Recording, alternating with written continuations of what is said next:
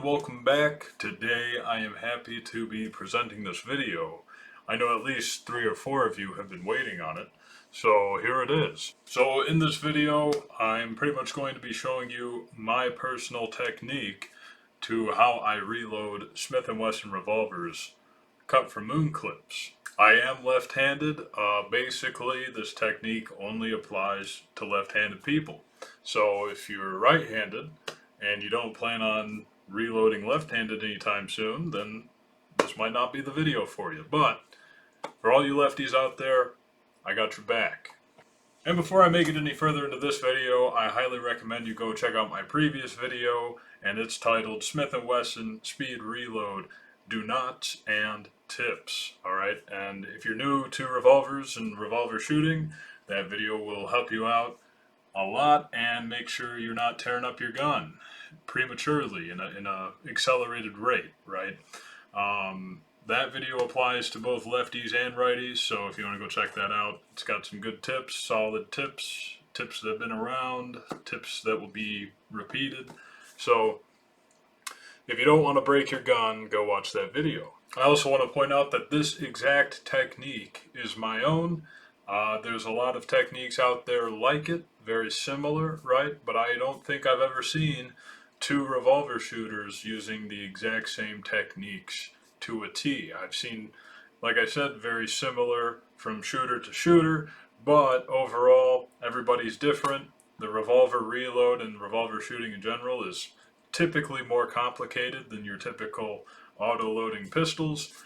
Overall, there's going to be some minor differences from shooter to shooter, and I highly suggest that if something I recommend feels uncomfortable for you, that you try other things and see what works best for yourself. Alright, because this is just strictly what I do at this point in time, which, by the way, even my technique will be subject to change over the years because I plan on doing this long term. So if I even change my own technique up, don't be surprised. It's just part of the long game, pretty much. Just finding what works best for you, dialing in every little aspect and variable.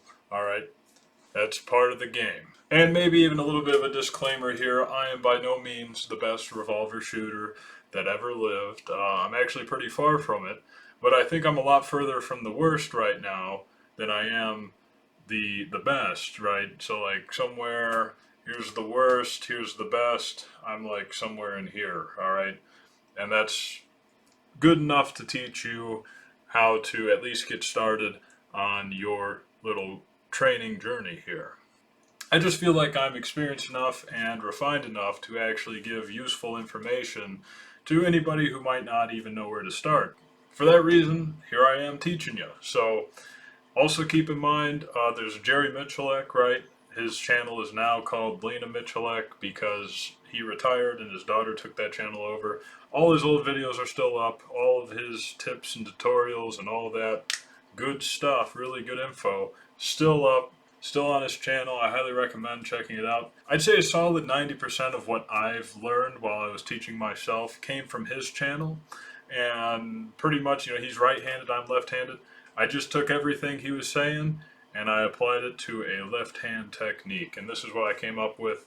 Again, I'm not the first to do it, I'm not the best to do it, but I'm pretty alright, and you should listen to me. Keep watching or else. Without further ado, let's get right into this tutorial. So I have 3 main angles here that I'll be using for this tutorial, and these are just dry fire reloads, nothing very special about them. They're a little on the quick and smooth side, maybe a little bit faster than what I would do in a match, but I have done about that fast in a match before. Overall, these 3 angles should be good enough to give you an idea of what's going on. That, and I also recorded these clips at 400 frames a second thanks to my new GoPro Hero 13, and that's really solid. It's a little flickery, my apologies, but I couldn't find a way around that. It just is what it is. So starting off, I'm going to start on the side as if you're standing to my right, and now I'm going to walk you through each step accordingly.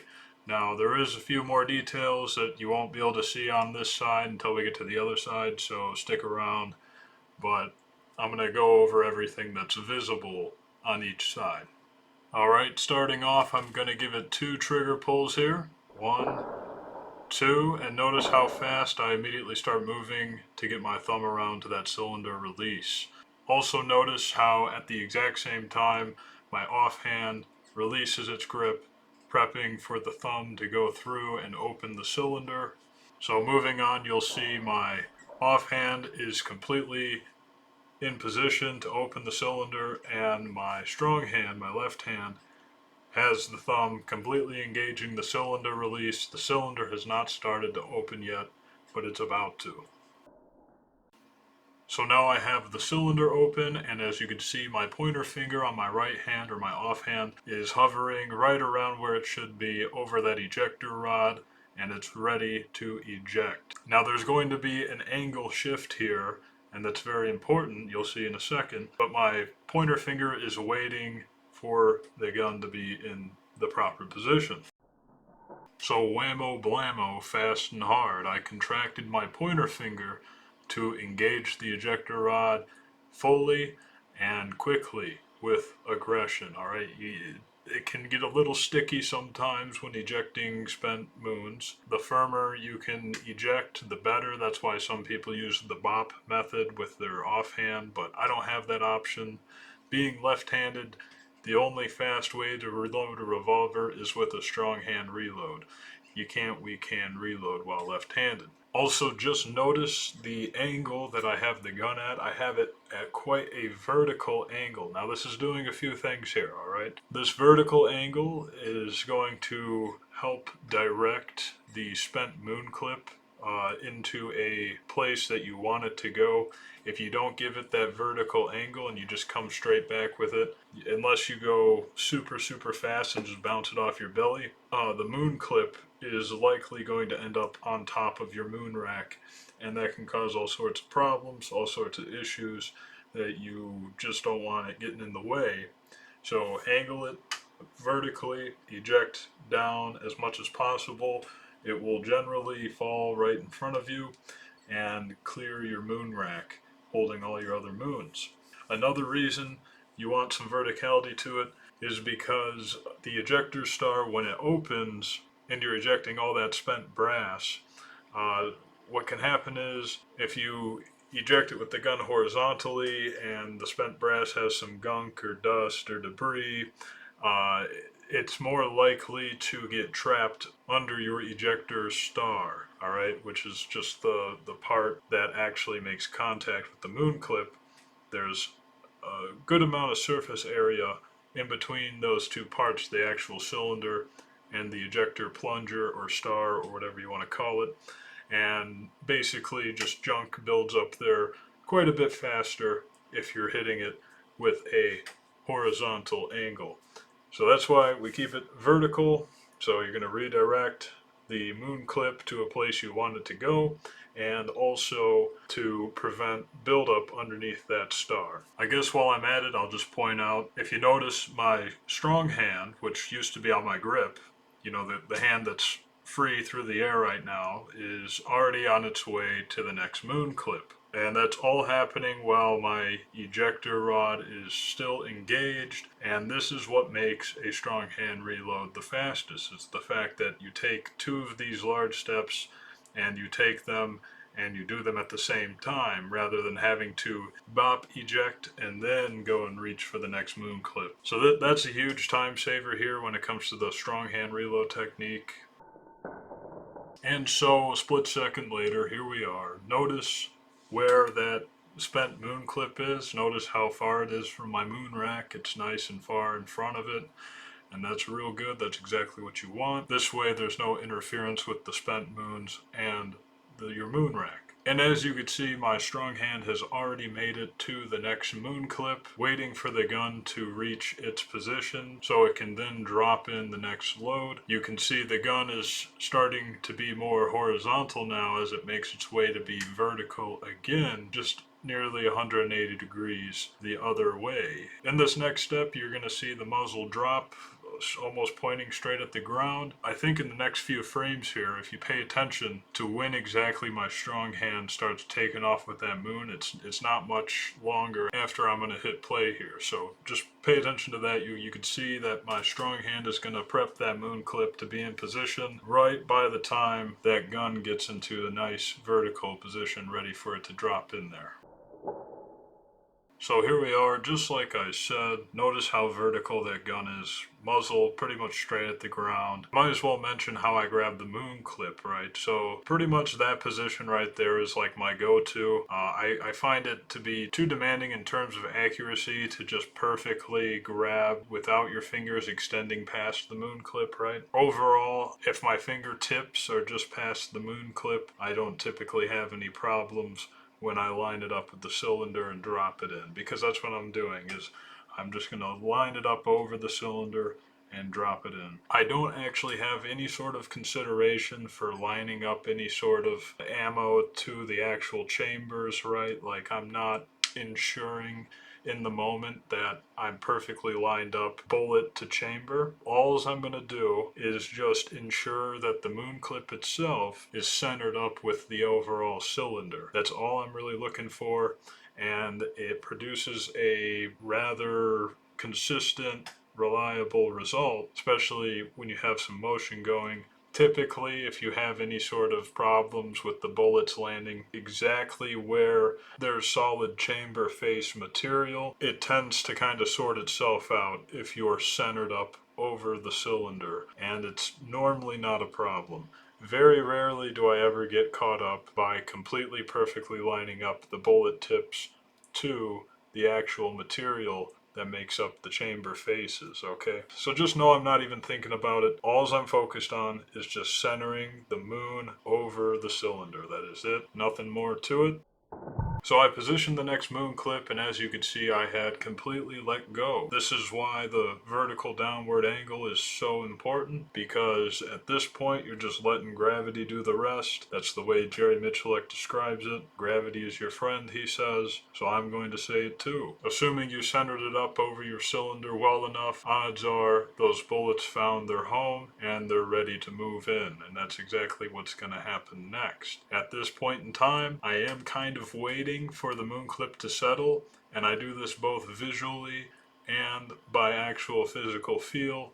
You could typically feel the moment where the whole moon clip seats completely, and you'll feel that through a sudden shift from the actual load coming to a complete stop in the chambers. That, paired with visually looking at it, really helps a lot. When I look down, I actually look between the moon clip and the chambers initially, and then I kind of shift my eyes up to just the chambers once I get the moon clip going in motion with my strong hand, and I center it over the cylinder. So by the time I center it over the cylinder, my eyes are completely locked in on that cylinder, and I am waiting for both the visual and physical response that you can sense. And both combined together make for a pretty reliable system of determining whether or not your moon is seated all the way and ready for you to take off and close the cylinder. So I'm going to let this segment play on repeat as I talk about it here. A few things going on, alright? So notice as soon as that moon clip seats all the way in the chamber, my strong hand immediately starts to go right back for that grip. And not only that, but I start pulling the whole gun up. It's all about timing here. If you go too early before the moon clip seats and you go to close the cylinder, well, you're not going to be able to close the cylinder because you're going to have some ammo sticking out in the way of your blast shield. It's going to collide and you're just not going to be able to close the cylinder. It's not a big deal. It won't necessarily hurt your gun, but it is a problem when you're trying to get back up to shoot.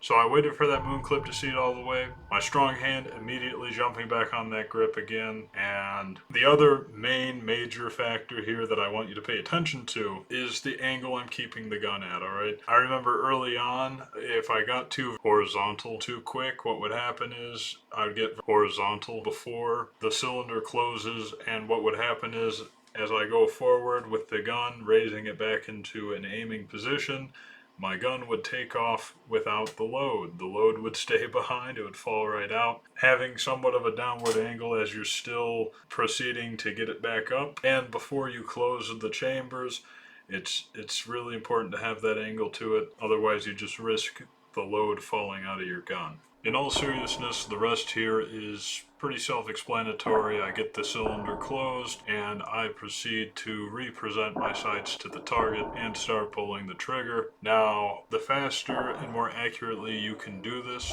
as in like present your sights and pull the trigger on target, the faster your reload is going to be. For a while there, my live reloads actually really suffered from having a pause of me trying to realign my sights when I brought the gun back up. It would eat about a quarter second on average. Nowadays, it's more of like a tenth of a second. It's not nearly as bad as it used to be. And even my fastest revolver reload ever, I pretty much pulled the trigger as soon as the gun was up. Like, it was like that frame. So the faster you can get those sights realigned onto target by whatever means necessary, even if it's nearly a point shoot, as long as you know you're going to hit the target, if it hits, it counts. So it's all a matter of practice and repetition at that point to get that down pat. But the results are about as good as it gets.